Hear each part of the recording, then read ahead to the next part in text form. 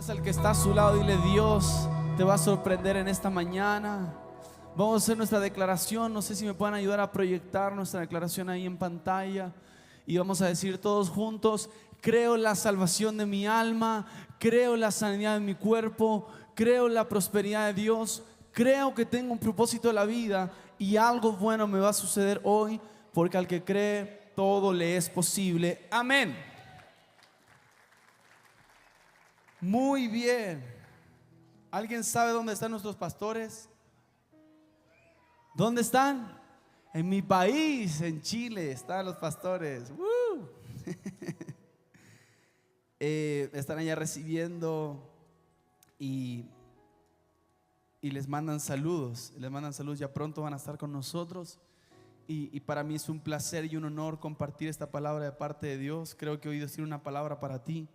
Estoy un poco ronca, así que si se me sale un gallo, usted perdóneme en el nombre de Jesús. No hable mal del pastor porque Jesús lo está viendo. Acompáñame a la palabra de Dios en el libro de Habacuc. Vamos al libro de Habacuc, capítulo 1, verso del 1 al 4. Libro de Habacuc, capítulo 1, verso del 1 al 4.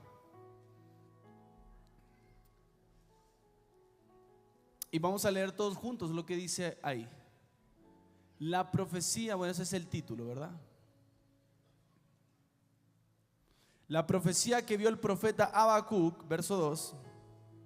¿Hasta cuándo, oh Jehová, clamaré y no oirás? Y daré voces a ti a causa de la violencia y no salvarás. Siguiente. ¿Por qué me haces ver iniquidad y haces que vea molestia, destrucción y violencia están delante de mí? Y pleito y contienda se levantan. Siguiente. Dice: por lo cual la ley es debilitada. Diga conmigo: debilitada. Y el juicio no sale según la verdad. Por cuanto el impío asedia al justo, por eso sale torcida la justicia. Ahora, cuando nosotros hablamos de Habacuc, hablamos de un profeta, ¿verdad?, del Antiguo Testamento. Pero la Biblia no menciona de dónde venía Habacuc. La Biblia no menciona quién era el padre de Habacuc. La Biblia no menciona de qué ciudad provenía, de qué tribu, ¿verdad?, de qué linaje. La Biblia no dice a qué se dedicaba aparte del oficio de ser profeta. Solo sabemos que es una persona que se siente con la confianza de reclamar y quejarse contra Dios y exigir una respuesta. Entonces estamos hablando de una persona que sentía la confianza de ir con Dios y decirle: Dios, está pasando esto, estamos experimentando esto, estamos viviendo esto. A veces cuando uno no tiene tanta confianza con ciertas personas, en cierto lugar, en cierta situación, uno no tiene la confianza de levantar la mano y decir: ¿sabes qué? Me está incomodando esto que estás haciendo. ¿Sabes que esto no es correcto? Esto es injusto. Porque diga conmigo: no hay confianza. Cuando hay confianza, usted se puede quejar, ¿verdad? O le puede decir: ¿sabes qué? No te pases, eso no estuvo bien. ¿Sabes qué? No hagas esto. Cuando hay confianza, hay libertad. Diga conmigo: hay libertad para exigir. Entonces vemos que Habacuc fue un profeta. No sabemos de dónde era, no sabemos el nombre de su papá. ¿Por qué es importante el nombre de su papá? Porque la Biblia, tanto hombres como mujeres, habla del linaje de paternidad, ¿verdad? Josué, hijo de Nun; David, hijo de Isaí. ¿Por qué? Porque el solo hecho de hablar de tu padre, o el solo hecho de hablar de tu linaje, hablaba de dónde provenías tú, de dónde eras. Entonces la Biblia no dice de dónde era Habacuc, quién era su padre, pero sí nos revela que era una persona que tenía confianza con Dios. ¿Por qué es importante esto, iglesia? Porque cuando usted tiene un grado de confianza con Dios, cuando usted tiene una relación más firme con el Señor, cuando usted tiene una relación más cercana con Dios, usted se siente con la libertad de decirle: Señor, necesito que seas Dios en esta área de mi vida. Necesito que hagas justicia en esta área de mi vida. Cuando yo no tengo la confianza delante de Dios, cuando yo no tengo la confianza delante de Él, de su presencia. No tengo la libertad para exigir, no tengo la libertad para hablar lo que está pasando, lo que estoy viviendo. Entonces yo solamente voy a tener un Dios al que es como un patrón, ¿verdad? Como un jefe de trabajo que solamente le voy a entregar cuentas de lo bueno que estoy haciendo, pero ojalá nunca se entere de lo malo que he hecho, o ojalá nunca se entere de lo que estoy viviendo, porque no tengo la confianza para hablarle lo que estoy pasando. Ahora yo te quiero decir con esto: Dios es un Dios cercano. La palabra de Dios dice en Salmos que Dios está cerca de los quebrantados de corazón. Dile al que está a tu lado: puedes clamar, porque Dios está escuchando. Entonces, todo el libro de Habacuc es un diálogo profético. ¿Qué es? Un diálogo profético. Todo el libro de Habacuc es un diálogo profético. Ahí se llama la prédica dialogando con Dios. Todo el libro de Habacuc es un diálogo profético, ¿verdad? Entonces, la queja de Habacuc es la siguiente: la injusticia dentro de Judá. Dice la palabra que el enojo de Habacuc era porque no soportaba la injusticia de las personas delante de Dios. Y esto es interesante porque muchas veces un acto de injusticia en nosotros va a provocar que nos levantemos y que Dios oiga nuestra voz. ¿Sí está aquí, iglesia? Muchas veces un acto de injusticia va a hacer que tú te levantes y clames: estoy cansado de vivir esto, estoy cansado de experimentar esto con mi familia, estoy cansado de que vivamos en esta mediocridad, estoy cansado de que experimentemos escasez, estoy cansado de que experimentemos esto, lo otro. Cuando tú te levantas a causa de esa injusticia, entonces Dios responde a tu clamor.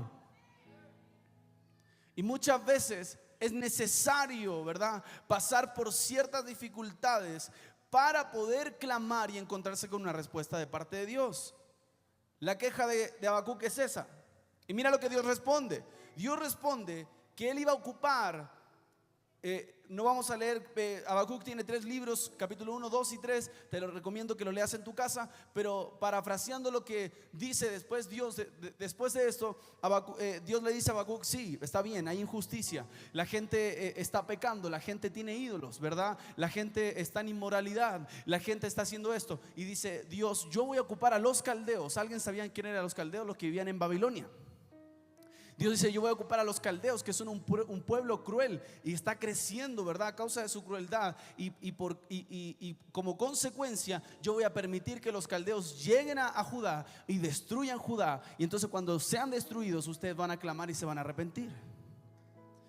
Y entonces, como que a Habacuc no le gusta eso, pues dice: oye, está bien que nosotros estemos mal, pero ellos están más mal que nosotros, así que no nos trates tan mal. Nosotros estamos menos mal. Es como cuando uno hace unas oraciones, ¿verdad? Ay, Señor, gracias porque no soy tan pecador como mi hermano. Religiosísimas, ¿verdad? Oraciones religiosísimas. Y Habacuc le dice a Dios: ¿cómo es que vas a ocupar un pueblo que es pagano para corregirnos? Si tú eres un Dios soberano, si tú eres un Dios que nos ama, ¿verdad? Entonces Habacuc, diga conmigo, Habacuc representa a alguien que no tolera injusticia. Y yo le quiero decir esto: cuando usted es una persona de reino, usted no tolera injusticia.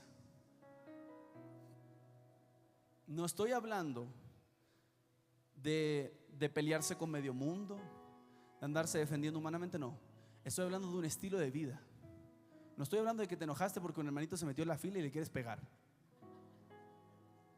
¿verdad? No estoy hablando de esa clase de justicia, estoy hablando de vida. No es justo que yo viva mediocremente porque yo tengo un Dios de excelencia. No es justo que mi familia esté pasando esto porque mi Dios es un Dios proveedor. No es justo que mi familia esté viviendo esta injusticia porque Dios es juez justo. No es justo que nos estén pasando por encima en esta área de nuestra vida porque Dios es un Dios que todo lo ve. Estoy hablando de una generación que no soporta una vida que Dios no le está dando. Yo no quiero la vida que Satanás me va a dar. Yo quiero todo lo que Dios me quiere que yo viva. Eso es lo que yo quiero. Diga conmigo fuerte: eso es justicia. Justicia es que usted viva de acuerdo a lo que Dios dice de usted, a lo que Dios habla de ti, a lo que Dios habla de tu familia, a lo que Dios habla de tus hijos, a lo que Dios habla de tu casa, de tu emprendimiento, tu negocio, donde quiera que te desarrolles. Tú tienes que vivir conforme a lo que dice su palabra. Para vivir en justicia hay que conocer la Biblia. Para vivir en justicia hay que conocer la Biblia. Diga conmigo, la Biblia es mi estándar de justicia. La Biblia es lo que a mí me dice en qué área estoy bien, en qué área estoy mal, qué tengo que mejorar, qué tengo que cambiar, en qué área me estoy comportando perezosamente, en qué área tengo que echarle más ganas, ¿verdad? En qué área tengo que ser más diligente, en qué área tengo que ser más prudente en mi vida. La Biblia es mi estándar de cómo ser justo. Habacuc no tolera injusticia. ¿Por qué Habacuc no tolera injusticia? Porque él sabía que lo que estaba viviendo Judá no era el plan de Dios para su vida. Cuando una persona sabe que lo que está experimentando, lo que está viviendo no es el plan de Dios para su vida, es alguien que se levanta y dice: Señor, yo me cansé de esta vida. Diga conmigo, eso es un cambio de mentalidad. Eso es un milagro. A veces no solamente pensamos que un milagro es que le creció el brazo, ¿verdad? Se desarrolló un ojo al momento, sanó de un pie, gloria a Dios, eso también son milagros. Pero también es un milagro que una persona que entraba con una mentalidad salga con otra. Que una persona, a pesar de los años que vivió toda la vida, no, es que mira, esa persona lleva 40 años de la misma forma, no creo que cambie, pero tenga un encuentro con Dios y diga: Señor, viví 40 años de la misma manera, voy a creerte por vivir una vida diferente, una vida en santidad, una vida íntegra, una vida justa delante de ti. Entonces él sabe que tiene un Dios justo. Por causa de que tiene un Dios justo, no tolera la injusticia. Fíjate lo que pasa acá. Cuando dice la Biblia que cuando Moisés salió, ¿verdad?, de Egipto para ver al pueblo, porque recibió el llamado de Dios de ser el libertador de Israel. En ese momento, cuando él sale, dice la Biblia que un egipcio prevalecía sobre el hebreo. ¿Qué significa esto? Que el egipcio estaba matando al hebreo e incluso lo estaba golpeando y estaba al borde de la muerte del hebreo. Por causa de esa injusticia se levanta Moisés vestido de egipcio con sangre hebrea. ¿Y qué hace con el egipcio? Se lo echó. O sea, se puso extremo para ser justo, ¿verdad? Le gustaba la justicia. No, cálmese también, no vaya a echarse a un hermano ahí. Dice: amén. A ver, tranquilo. Entonces, fíjate en esto. Ese hebreo estaba rodeado de hebreos. ¿Por qué nadie lo defendió si eran de su familia? Si era de su sangre. Si era una persona. Una vez me hablaron de Chile. Oye, va a ir un chico de Chile a México, por favor recíbelo. Yo no tenía idea quién era, solamente sabía que era familiar de una persona que conocíamos. Porfa, es que no sabe dónde ir. Lo llevamos a comer, lo fuimos a buscar al hotel, solo porque era chileno. Si usted se encuentra un mexicano en otro país, si usted hay de otro país, lo quiere saludar, solo porque es mexicano. Yo estaba viendo en internet, vamos a ir a Chile. Digo: Avi, mira, hay una taquería mexicana en Chile, vamos. Y mi mamá se ríe porque yo estuve un mes, bueno, ya van para 3 años que no vamos, pero cuando fuimos un mes, fuimos de diciembre para enero, pasamos allá en Navidad y Año Nuevo. Y recuerdo que ya terminando nuestra estancia allá en Chile, yo empecé a extrañar la comida mexicana. ¿Y por qué? Porque obviamente pues está rica la comida mexicana. Pero la empecé a extrañar porque, claro, ya son 7 años viviendo acá. Yo pienso esto: cuando Eliseo tenga 20 años, yo voy a haber vivido más tiempo en México que en la nación donde nací. Y amo este país con todo mi corazón, y amo comer tortillas y todo, y me gusta México. Entonces, mi esposa es mexicana aquí, claro. Fui un hombre sabio.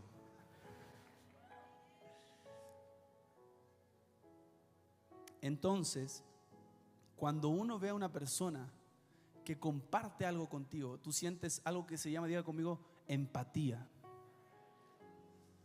Tú pasaste por eso, tú tú compartes ese dolor, tú compartes esa costumbre, tú compartes esa sangre, tú compartes eso, y en ese momento tú eres justo, eres empático con esa persona. Yo viví, yo sé lo que es pasar eso, yo sé lo que es pasar ese caos, yo sé lo que es vivir esa escasez, yo sé lo que es vivir esto, lo otro, etcétera. Te voy a ayudar, te voy a extender la mano porque hay empatía. Diga conmigo, empatía.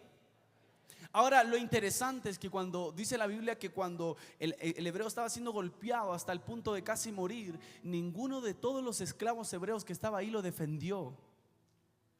¿Y sabe por qué? Porque eran esclavos. Por más que era su sangre, por más que quizás era un familiar suyo, no le iban a defender, porque el esclavo abraza la injusticia. El que es esclavo de mentalidad piensa que la injusticia es algo que él tiene que vivir. Esto me tocó. Pero aquel que vivió en el palacio como Moisés dice: oye, no es justo que lo golpeen, no es correcto. Moisés estaba vestido de egipcio, pero ¿qué sangre tenía? Hebrea. Una persona que tiene una mentalidad de palacio es una persona que no soporta injusticia. Dile al que está a tu lado: una señal de que tienes el reino de Dios dentro es que no soportas injusticias. Entonces, Habacuc tiene la confianza para decir lo que no le parece delante de Dios, porque él sabe que responderá a su clamor. Y yo quiero recordarte esto de parte de Dios: cada vez que estés viendo una injusticia, clama a tu Dios, porque Dios te va a responder.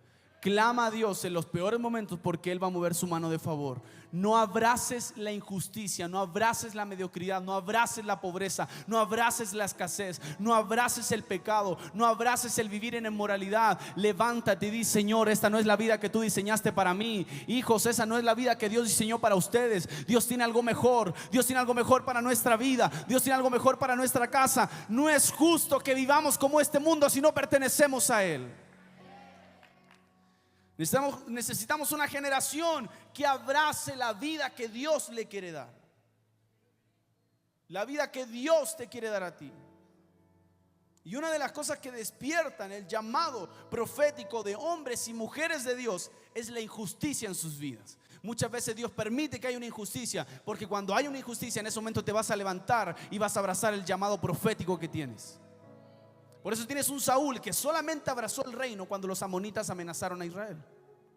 Por eso tienes un David que solamente, aparte, ya había sido ungido, pero tienes a un David solamente abraza digamos, la responsabilidad, toma la autoridad de liberar a un pueblo solamente cuando Goliat atemoriza a los escuadrones de Israel. Por eso tienes, ¿verdad?, a un Gedeón que solamente se levanta cuando los madianitas se empiezan a oprimir. Ante una injusticia se levanta un llamado profético. Siempre que hay una injusticia se levanta un llamado profético. Y cuando se levanta un llamado profético, va a haber gente que se va a levantar detrás de ti. Porque siempre cuando das el primer paso de fe, va a haber una generación que te va a seguir. Hay veces que solamente en una generación está esperando que tú digas: sabes que esto no es justo, vamos a hacer bolita, vamos a hacer un montón y vamos a levantarnos. Hay una generación que solamente se levanta cuando tú acudes a tu llamado profético. Dice la Biblia que todos los ancianos atemorizados hablaron esto, y cuando Saúl escuchó esto se llenó del Espíritu Santo. Y cuando se llena, dice la palabra que al mismo tiempo que se llenó del Espíritu Santo se enfureció. Y Saúl hizo un llamado, dijo: todo aquel, partió un animal en 4 partes, a un buey en 4 partes lo partió, y dijo: todo aquel que no pelee con nosotros por Israel, le va a pasar lo mismo que a este animal. Y dice que cientos de miles de hombres pelearon a Israel. ¿No que eran muy cobardes? Dile al que está a tu lado: la injusticia despierta la valentía en ti. La injusticia te despierta, hermano. Por eso los hijos de Dios somos llamados a ser luz. Por eso los hijos de Dios somos llamados a ser sal en esta tierra. Por eso los hijos de Dios somos llamados a, cuando vemos a alguien que no la está pasando, ¿sabes qué? Dios te va a levantar. Dios me da una palabra para ti de aliento. Dios va a hacer esto en tu casa, Dios va a hacer esto en tu vida. Déjame visitarte, déjame ir a tu casa, porque Dios va a hacer algo diferente. Un hijo de Dios no soporta injusticia. Un hijo de Dios sabe que aunque estés pasando un proceso difícil, ese no es el destino para tu vida, para tu casa. Un hijo de Dios sabe que el plan de Dios es vivir en justicia. La injusticia despierta el llamado profético que hay en nosotros. La injusticia despierta el potencial eterno que Dios puso dentro de nosotros. No se sabía que un muchacho de 16 años podía vencer a un gigante hasta que al gigante se le ocurrió ser injusto. No se sabía que se podía levantar un muchacho hebreo hasta que los amonitas decidieron amenazar a Israel y dijeron: les vamos a quitar el ojo derecho y los vamos a dejar vivos y van a ser nuestros esclavos. Hasta que experimentaron amenaza, hasta que experimentaron injusticia, fue cuando más se levantaron. Por eso dice la palabra de Dios que cuando los egipcios experimentaban opresión, perdón, los hebreos experimentaban opresión por parte de los egipcios, dice la Biblia en Éxodo o Levítico, ya no lo recuerdo, perdón, cuando dice que mientras más los oprimían, más se multiplicaban. Por eso Satanás, cuando pensó que te iba a destruir, es donde vas a florecer. Por eso Satanás, cuando él pensó que te iba a matar con eso que te ocurrió, es donde Dios en ese lugar, en esa área de tu vida te va a levantar. Tengo un amigo, tenemos unos amigos, Víctor Hugo y Gloria. Gloria hace poco escribió un libro. Ellos salieron de un contexto muy difícil. Y ellos salieron, él salió del crimen, de la delincuencia. Ella salió, ¿verdad?, de un contexto también muy difícil, de una familia de delincuencia. Ahora en un tiempo más van a ir a Colombia a presentar su libro también. Y él decía: de verdad que me invitan a puros reclusorios a predicar. Y a puros reclusorios, que a reclusorio Oriente, que a reclusorio Norte, que a Santa Marta, que esto, que lo otro. Y yo le dije: porque fue donde Satanás te quiso destruir. Y donde Satanás te quiso avergonzar, Dios te va a hacer florecer. En el área que Satanás te quiso avergonzar, es el área en la que Dios te va a hacer florecer y te va a levantar. Cuando entendemos esto, nos levantamos y le decimos al que está a nuestro lado: el proceso que estamos viviendo no es para muerte. El proceso que estamos viviendo es para glorificar a Dios. Lo que estamos experimentando es para glorificar a Dios. El proceso que estamos viviendo de opresión es para glorificar a Dios. El proceso en ese lapso que estamos entre el milagro de este lugar, la compra y venta de este lugar, Señor, ¿cómo lo haremos? Hay gente que dice: no, es muy difícil, es mucho dinero. Dios va a ocupar eso para glorificarse en gente nueva a las naciones. Dios va a ocupar lo que Satanás quería para destruirte. Dios lo va a ocupar para hacerte florecer, para levantar tu casa, para levantar tu familia, para levantar tu ministerio, para levantar el potencial que Él puso sobre ti. Dios lo va a usar para su bien. Por eso la palabra de Dios dice en Romanos que los que aman a Dios, todas, diga conmigo todas, diga fuerte, todas las cosas le ayudan para bien. No, Señor, es que yo no veo la forma de que esto sea bueno. Aún eso que tú piensas que no fue bueno, Dios lo ocupó para bien. Aún eso que tú dices, esto es difícil, Dios lo ocupa para bien. Y hay veces que lo único que nos hace reaccionar a nuestro llamado profético es la injusticia que Satanás quiere traer sobre nuestra vida. Es la injusticia que Satanás quiere traer sobre nuestro corazón. Vamos al libro de Habacuc, ahora sí, capítulo 2. Voy a estar leyendo varias porciones de este libro. Vamos a Habacuc, capítulo 2, verso del 1 al 4.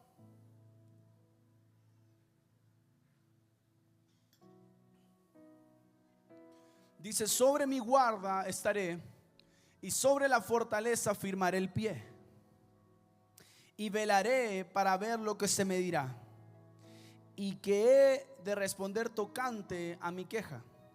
Y Jehová me respondió y dijo: escribe la visión y declárala en tablas, para que corra el que leyere en ella.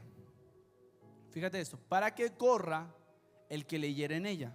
Aunque la visión tardará aún por un tiempo, mas se apresurará hacia el fin y no mentirá. Aunque tardare, espéralo, porque sin duda vendrá. no tardará. He aquí que aquel cuya alma no es recta se enorgullece, mas el justo por su fe vivirá. Permanece esperando lo que Dios tiene para ti. Permanece esperando lo que Dios tiene para tu casa. Permanece esperando lo que Dios te prometió hace unos años, pero no se ha dado. Permanece esperando lo que Dios ha hablado. Permanece esperando, porque cuando tú permaneces, dice la palabra que Jesús permanece en aquellos que permanecen en Él. Hay una respuesta, hay un fruto especial para aquellos que permanecen a pesar del proceso. Hay una respuesta, hay una porción especial para aquellos que no se rindieron. Hay una porción especial para aquellos que levantaron sus manos aun cuando no veían nada y dijeron: Señor, yo aún así te creo, yo aún así levanto mis manos. Espera en el Señor, porque vas a ver su gloria. Mira lo que dice la versión NTV.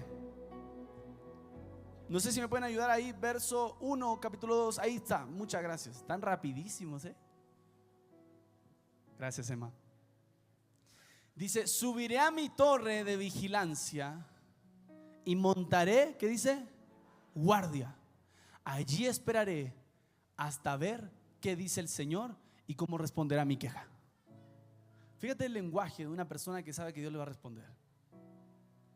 No, a mí de que Dios me va a responder, me va a responder. Yo voy a esperarlo en mi torre de vigilancia. Montaré guardia. ¿Sabe lo que significa eso? Velar. Allí esperaré hasta ver qué dice el Señor y cómo responderá a mi queja. Una persona que sabe que Dios le va a responder, permanece esperando.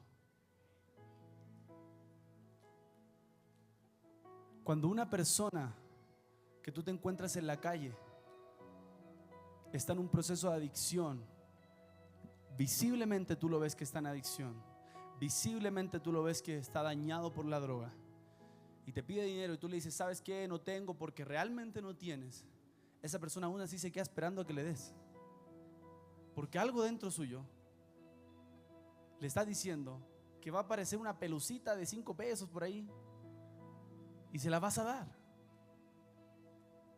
Porque cuando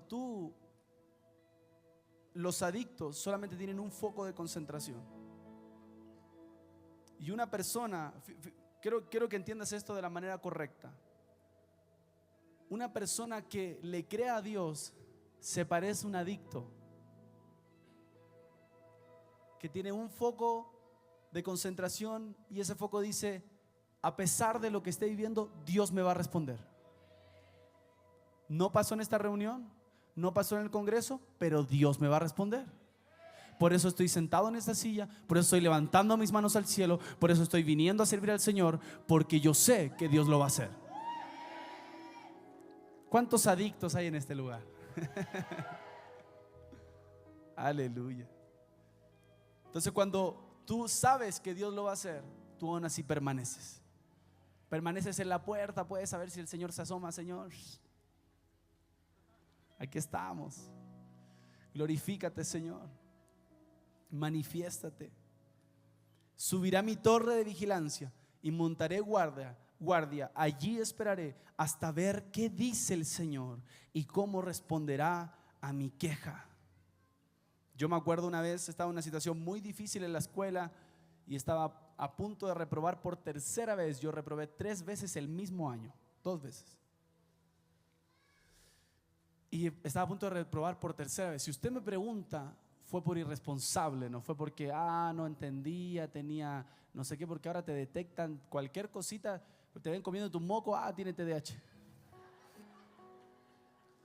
Se está comiendo el moco, nada más.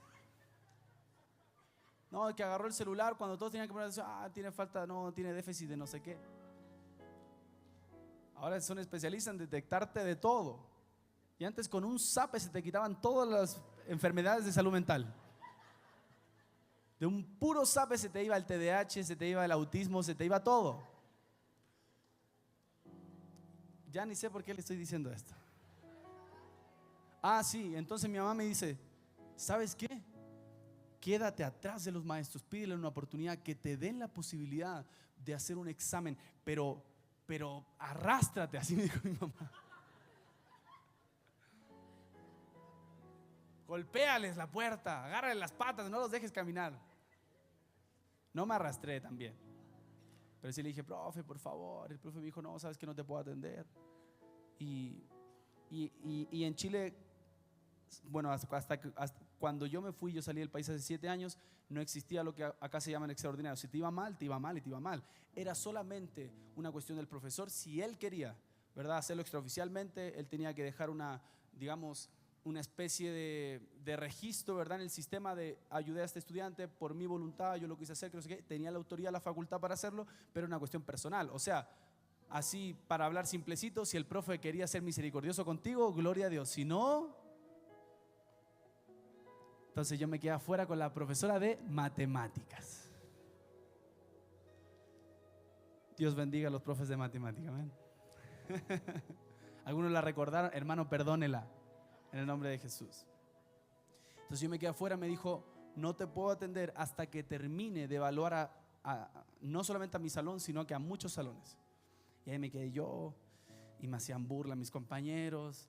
Otra persona me decía, no, pero ¿para qué te quedas? Y ya no importa. Y me están dando como consejos de, no, es que mira, esto pasa, pero tranquilo, el año se pasa volando. No, y yo decía, no, yo tenía más miedo de llegar a la casa y que mi mamá me dijera algo que irme de ahí. Entonces le digo que enfrentarme a la profesora. Entonces la cosa, para hacer el cuento corto, es que llega la maestra y me dice, ¿sabes qué, señor Parra? Acérquese, que no sé qué. Yo paso, me dice, te voy a dar solamente por esta vez la posibilidad de hacer un examen.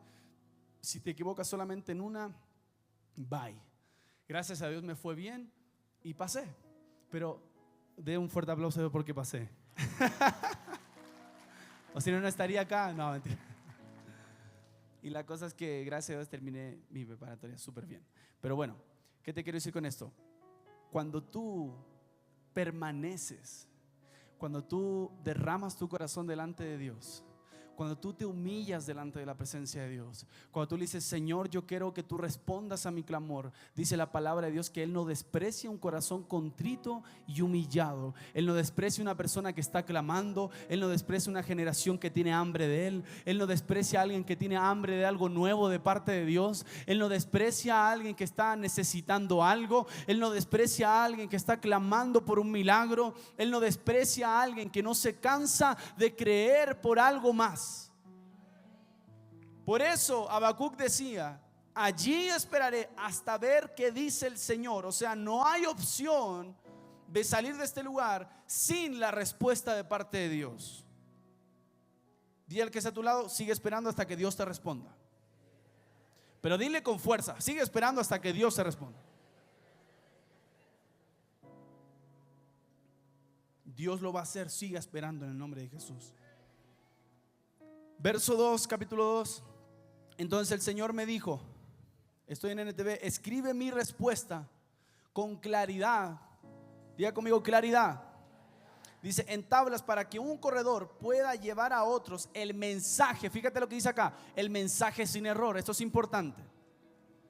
Cuando tú quieres establecer un estándar, no solamente en una dirección, sino en un lugar de trabajo, tú quieres establecer un estándar. Tú quieres establecer un estándar de trabajo, un estándar de comunidad, un estándar de cómo se hacen las cosas, cómo no se hacen las cosas. Tu instrucción, lo primero que tiene que ser es clara. Diga conmigo, clara. Se tiene que entender lo que estás diciendo. Si te quieres hacer el intelectual con palabras muy difíciles para que los demás no entiendan, no, porque se tiene que entender, tiene que ser claro lo que estás hablando. Y segundo, fíjate lo que dice, lo que le dice Dios, escríbelo. Para que cuando tú se lo des a otra persona que no se le fue entregado el primer mensaje, sea entregado el mensaje sin error. Le ha pasado, el otro día cuando tuvimos aquí una actividad, los servidores, hicimos eso de, ¿cómo se llama, Mar? Eso que te dice una palabra y lo van pasando. El teléfono descompuesto. Y empezaban diciendo algo y después te llegaba un mensaje donde dice, están hablando en lenguas.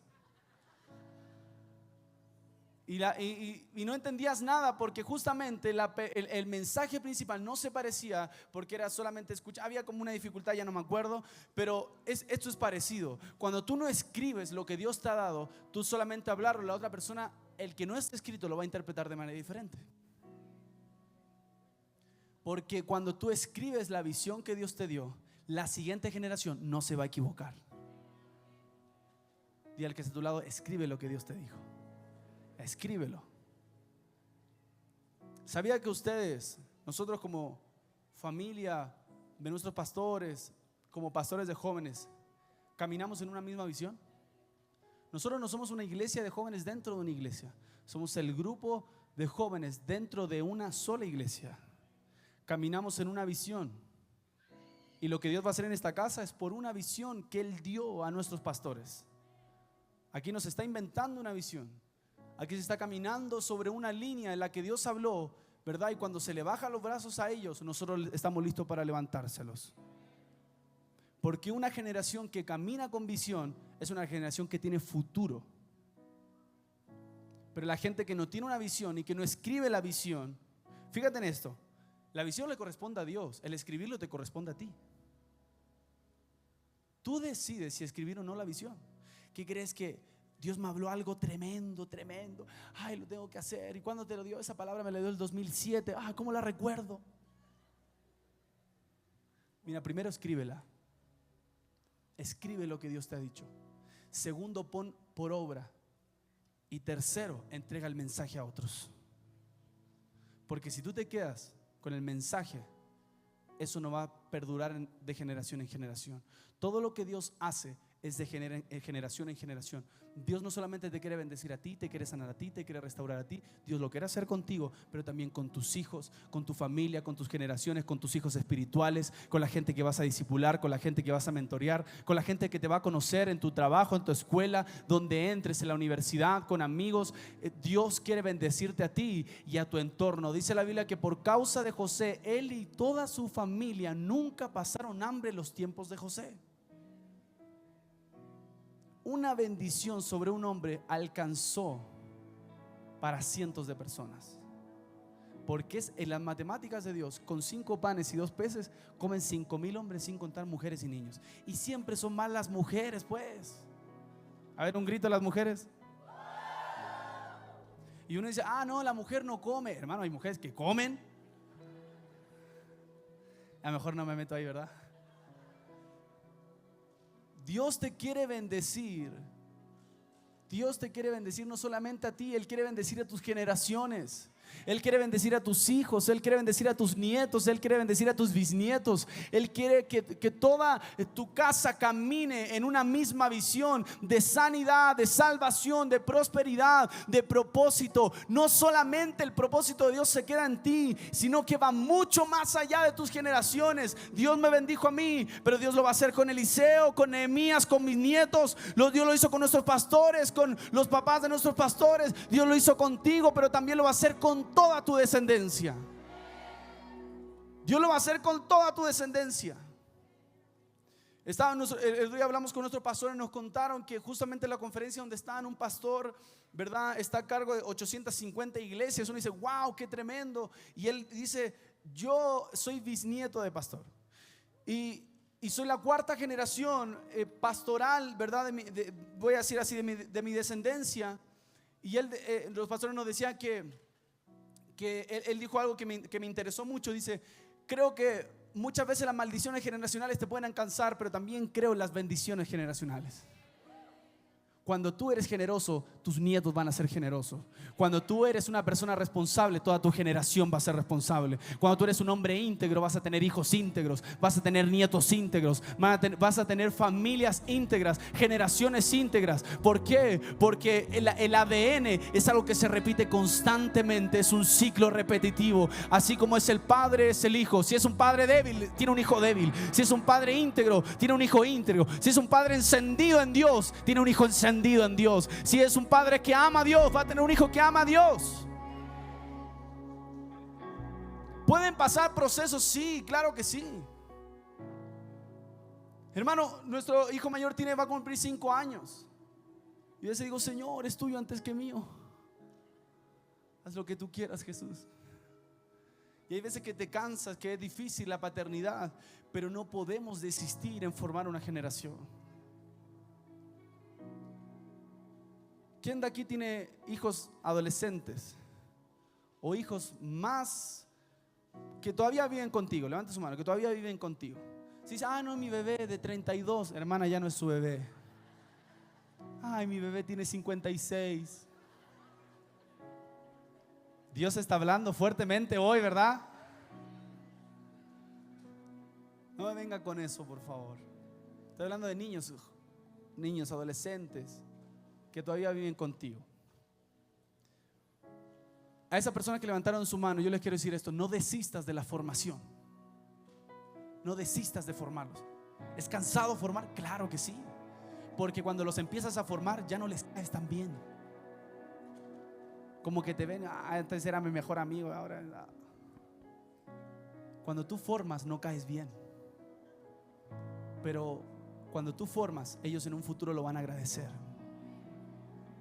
Cuando tú formas a una generación, en algún futuro va a decir: gracias por disciplinarme cuando necesitaba disciplina. Gracias por levantarme los brazos y decirme que avanzara cuando creía que no podía avanzar.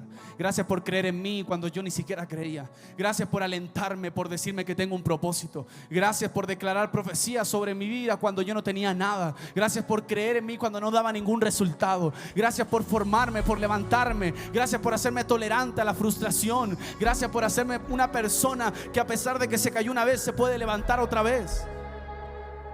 Necesitamos una generación de madres y padres que formen. Por eso Pablo le dijo a Timoteo: así como la fe de tu madre y tu abuela, así esa fe Dios quiere que tengas. Gente que te formó, gente que te estableció en la palabra, gente que te hizo conocer a Jesús, gente que te dijo: ¿sabes qué? Levántate porque Dios tiene algo más grande para ti. Es la gente que Dios usa para levantar generaciones.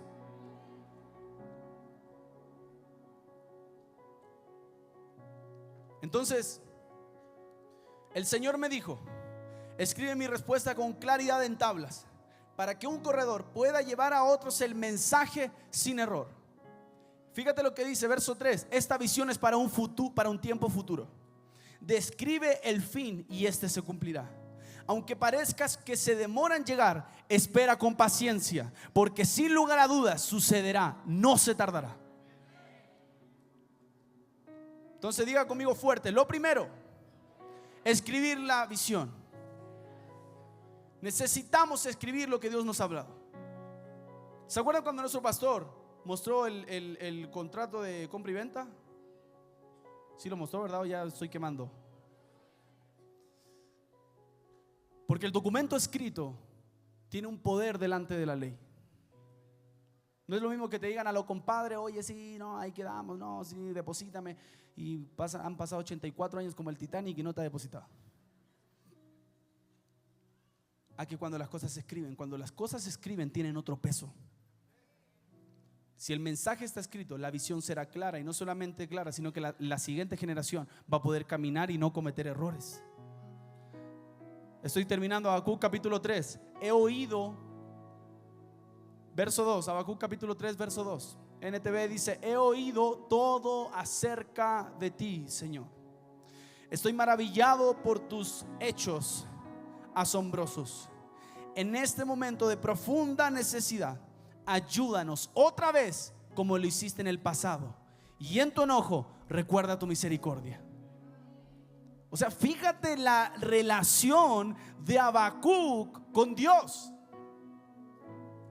En el Antiguo Testamento, donde todavía no se ha revelado la paternidad de Dios, donde todavía no se habla de un Jesús que es el hermano mayor, que es el unigénito, todavía no hay un modelo de cómo orar. Todavía los discípulos no preguntan a Jesús cómo orar. Hay un hombre que se siente con toda la libertad y la confianza a decirle: Dios, acuérdate que nos ayudaste en el pasado, también ayúdanos otra vez. Acuérdate de tu misericordia, responda a nuestra queja, responda a nuestra necesidad. Es un hombre que no se cansa de orar, es un hombre que no se cansa de interceder, porque sabe que el Dios que tiene le va a responder, porque sabe que el Dios que tiene es un Dios cercano. No es un amuleto religioso para ser un buen cristiano y ponerse la chapa de persona santa. Es un hombre que sabe que tiene una relación con el Dios que abrió las aguas, que es dueño del oro y de la plata. Es una persona que sabe que Dios es su Padre.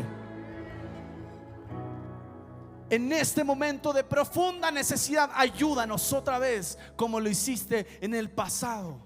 Y fíjate lo que dice: Señor, y si se te ocurre enojarte, recuerda también tu misericordia. Diga conmigo: buen negociador. Habacuc es un buen negociador. Cuando tú eres una persona que no se cansa, eso habla de que eres un buen negociador. Señor, está bien, sí, cometimos un error, pero Señor, danos chance. Señor, queremos caminar correctamente. Queremos caminar en justicia, queremos hacer esto, queremos levantar este proyecto, queremos, Señor, servirte, queremos, Señor, derrama tu gloria, Señor, te amamos, Señor, perdónanos, nos arrepentimos, pero Señor, recuerda que estamos en una necesidad, responde a la necesidad de tus hijos. Si te enojas, Señor, recuerda tu misericordia. La respuesta de Habacuc a Dios fue este salmo, cuando Dios le dijo que iba a ocupar a los caldeos, a los babilonios, y Habacuc no quería que los babilonios fueran la causa para ser corregidos, digamos, el elemento que Dios iba a usar para corregirlos. Y todo el capítulo 3 es un salmo. Todo el capítulo 3 del libro de Habacuc es un salmo. Y mira, el salmo termina, no lo voy a leer completo, pero el salmo termina así. Verso 17 dice: aunque la higuera no florezca, ni en las vides haya fruto, aunque falte, fíjate lo que dice, aunque falte el producto del olivo, y los labrados no den mantenimiento, y las ovejas sean quitadas de la majada, y no haya vacas en los corrales, con todo yo me alegraré en Jehová, y me gozaré en el Dios de mi salvación. Jehová es, dice, Jehová el Señor es mi fortaleza, el cual hace mis pies como de ciervas, y en mis alturas me hace andar. Una persona que confía en Dios no deja de andar en alturas, solamente le pide a Dios que lo sostenga. Una persona que confía en Dios es una persona que, a pesar de que no está viendo, dice: con todo eso yo me alegraré y me gozaré en el Señor. Voy a andar tranquilo, voy a andar creyendo, voy a andar gozoso, voy a danzar, no voy a andar amargado, no voy a andar peleándome con mi familia, no voy a andar peleándome con medio mundo, porque esto no resulta. Yo voy a servir a Dios, voy a levantar mis manos en adoración. No voy a permitir que Satanás me vea angustiado, no voy a permitir andar apático por la vida, enojado, triste, desilusionado. Yo voy a creerle a Dios aun cuando no esté pasando nada delante de mis ojos. Con todo y eso voy a gloriarme en el Señor, voy a gozarme, voy a regocijarme en el Señor. Dale un fuerte aplauso a Dios. Dile al que está a tu lado: el proceso no te va a amargar. Vamos, díselo: el proceso no te va a amargar. Lo que estamos viviendo no te va a amargar. Que eso no te resulte aún no te va a amargar. Eso no te va a amargar. ¿Saben lo que significa Habacuc? ¿Alguien sabe lo que significa Habacuc? Significa abrazo. Eso significa Habacuc. Porque Habacuc representa el abrazo de Dios en medio del proceso. Habacuc representa eso. Habacuc no necesariamente representa la respuesta. Habacuc representa que Dios te va a abrazar en medio de ese proceso. Que aunque no haya fruto, Dios te va a abrazar. Que aunque no esté la respuesta que tú quisieras, Dios te va a abrazar. Dios va a hacer que en ese proceso no te amargues, no quedes con heridas, no quedes con angustia en tu corazón, no quedes amargado creyendo que ya no vas a poder volver a creer, que ya no vas a poder volver a amar, que ya no vas a poder volver a confiar, que ya no vas a poder volver a soñar, que ya no vas a poder volver a levantarte, que ya no vas a poder volver a tener una identidad sana, que ya no vas a... Todas esas mentiras de Satanás son echadas por tierra cuando el abrazo de Dios viene en medio de tu proceso. Conversando con este chico que les digo que ahora Dios lo usa en cárceles y todo, decía que cuando llegó a la cárcel lo hacían ponerse de cuclillas y lo hacían caminar rondas y rondas y le golpeaban la cabeza, o durante horas. Y había un hombre que estaba ahí adentro fumando marihuana, y cada vez que pasaba y le pegaba la cabeza le decía: di cuá, nunca más vuelvo a robar. Él tenía que hacer eso durante horas y le pegaba. Y habían chicos que ya estaban sangrando, llorando, y le decía: si no quieres esto, llama a tu familia y que me traiga 5,000 pesos. Entonces habían chavos llorando y iban a llamar a su familia y él decía: no lo hagas, sé firme, sé firme. Y él sabía que los iban a extorsionar. Entonces cuando habían chicos llorando y decían: ¿sabes qué? Y pedían esos 5,000 pesos y los daban, se acercaba otro y decía: ok, a él le diste 5,000, a mí me vas a regalar 10,000. Y le sacaba una navaja. Y así lo hacían, y le sacaban dinero a muchos chavitos que recién habían entrado a la cárcel por robar, etc. Y recuerdo que él decía que cuando él pasaba en cuclillas en ese proceso, él pasaba así caminando durante horas, bien adolorido, le estaban pegando, y en un muro él escuchaba que estaban cantando alabanzas, porque había una iglesia dentro del penal del reclusorio. Y dice que cuando escuchaba alabanzas, decía que en ese momento experimentaba sanidad. Era como si se tomara un elixir, ¿verdad? Y cuando pasaba por ahí, recuperaba sus fuerzas, ¿verdad? Recuperaba sus fuerzas. Era como el honguito de Mario Bros. Y se hacía fuerte y seguía. Y después pasaba, lo golpeaba, le dolía todo. Pasaba por ahí, escuchaba las alabanzas y decía que experimentaba sanidad milagrosamente y seguía. Y dice que el Espíritu Santo le dijo: Víctor, ese es mi abrazo en medio de tu dolor. Nunca te dejes solo. Cuando tú sabes que Dios nunca te deja solo en medio de los procesos, tú te regocijas cuando no hay razón de regocijarse. Tú te gozas cuando no hay razón de estar feliz. Tú te alegras cuando no hay razón para estar alegre, porque tú estás experimentando el abrazo. Eso es lo que representaba Habacuc. Habacuc representa el abrazo en medio de la injusticia. Tranquilo, no estás solo. Ey, no estás sola. Ey, Dios no te ha dejado. Ey, Dios tiene un plan para ti. Ey, este no es tu fin. Ey, Dios tiene algo más grande. Ey, Dios te va a levantar. Ey, lo que estás viviendo no es tu destino. Ey, Dios tiene algo más grande para ti, para tu familia. Levántate. Dios te está abrazando en este proceso. Sécate las lágrimas. Su palabra dice: bienaventurados son los que lloran, porque ellos experimentarán consuelo de Dios. Aquellos que lloran serán revestidos. Aquellos que están cansados, su fuerza se renovará como las del búfalo. Aquellos que ya no pueden más, entonces en ese momento viene Dios a recordarte que Él no te ha dejado solo, que Él no te ha dejado sola, que Él no ha abandonado tu familia, que Él no ha abandonado tu casa. Oh, Ramacatarabra sopra candarabra se. Levanta tus manos al cielo y derrama tu corazón delante del Señor.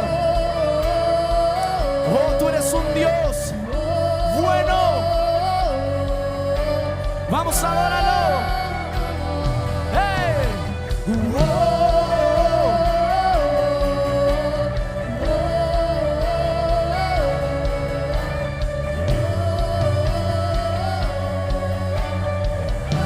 Dile al que está a tu lado: Dios te está abrazando. Dile a alguien atrás: busca a alguien, profetízale: Dios te está abrazando. Dale un abrazo al que está cerca de ti. Dile: recibe el abrazo de parte de Dios. Vamos, vamos, vamos, dile: no estás sola, no estás solo. Recibe el abrazo de parte de Dios. Aleluya, no estás solo. Recibe el abrazo de parte de Dios. Recibe ese abrazo de parte de Dios.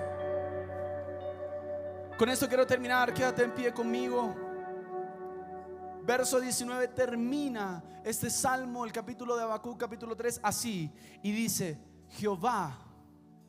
Ahí dice, ahí, vamos a leer en esa versión. Dice: el Señor soberano es mi fuerza. ¿Alguien puede decir eso? El Señor soberano es mi fuerza. Dice: Él me da pie firme como al venado, capaz de pisar sobre las alturas. No te vas a caer. En el nombre de Jesús, Dios va a fortalecer tus piernas en las alturas. Dios te va a fortalecer en ese proceso. Ese proceso no te va a matar. Ese proceso no te va a hundir. Lo que estás viviendo no es causa de destrucción. Dios está fortaleciendo tus pies para que no caigas. En medio de las alturas Dios te va a dejar andar, porque Él es tu fuerza. Él es quien te sostiene. El que te sostiene no es el dinero, no es tu jefe, no es la gente, la persona de influencia que conoces. El que te sostiene se llama Jesucristo. Levanta tus manos al cielo y vamos a adorar por un momento.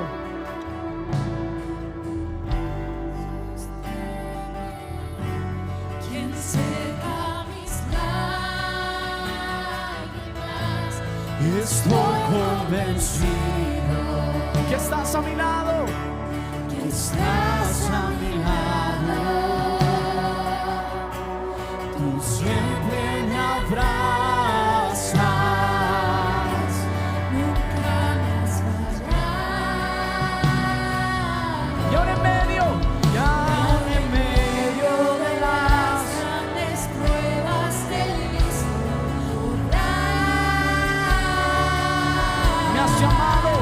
me has llamado, provisto, me has dado lo que necesito.